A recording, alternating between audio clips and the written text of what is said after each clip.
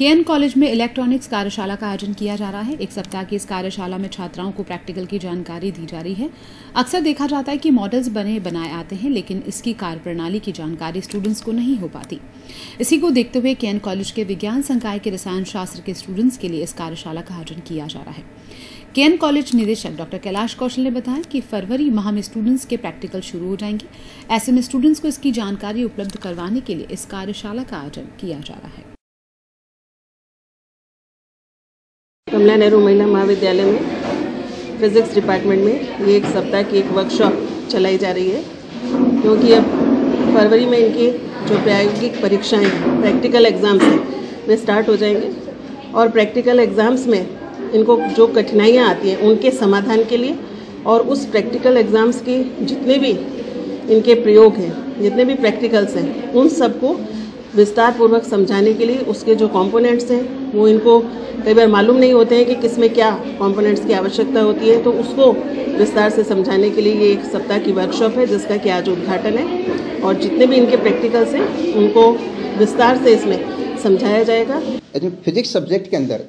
सबसे टफ जो प्रैक्टिकल्स माने जाते हैं, थोड़ी तो क्या स्टूडेंट टीचर जब क्लास के अंदर पढ़ाता है तो समझ में नहीं आ जाती है, और अगर समझ में नहीं आ जाती तो उसको क्या रट लेती है। लेकिन सबसे टफ जो सब्जेक्ट के अंदर जो फिजिक्स माना जाता है, उसी प्रैक्टिकल्स को मेरे को एकदम सिंपल वे में इनको बचाना है। जैसे प्रैक्टिकल्स के लिए मैंने बोर्ड लिए, बोर्ड के अंदर सर्किट कैसे ड्रॉ करते हैं वो मैंने इनको बताया, साथ ही में उसके अंदर होल कैसे करते हैं, होल बनाना भी मैंने सिखाया, और उसके जो बाद जो बनाना प्लग्स, जैसे रेड वाला पॉजिटिव, ब्लैक वाला नेगेटिव, उसके बारे में पूरा डिटेल में बताया। उसके अंदर रजिस्टेंस, प्रेरकत्व, कैपेसिटेंस, ट्रांजिस्टर, बैटरी अपन कैसे जोड़ते हैं वो भी मैंने बताया। जनरली जब हम प्रैक्टिकल्स कंपनी से खरीदते तो पूरा बॉक्स बंद रूप में आता है, लेकिन उस बॉक्स के अंदर है क्या ये स्टूडेंटों को समझ नहीं आता है। वो रीडिंग ले भी लेती है, रीडिंग तो वो रट भी लेती है, लेकिन मेरा मेन टारगेट ये है कि बॉक्स के अंदर क्या क्या कंपोनेंट है, उनको कैसे जोड़ा जाता है, उनको सोल्डिंग कैसे की जाती है। तो ये सारे स्टूडेंट की जब समझ में आ जाएगा तो फिजिक्स सब्जेक्ट जो सबसे टफ सब्जेक्ट मानी जाती है वही बच्चों के लिए एकदम सिंपल में हो जाती है। फिजिक्स जो होता है वो थोड़ा टफ लगता है स्टूडेंट्स को।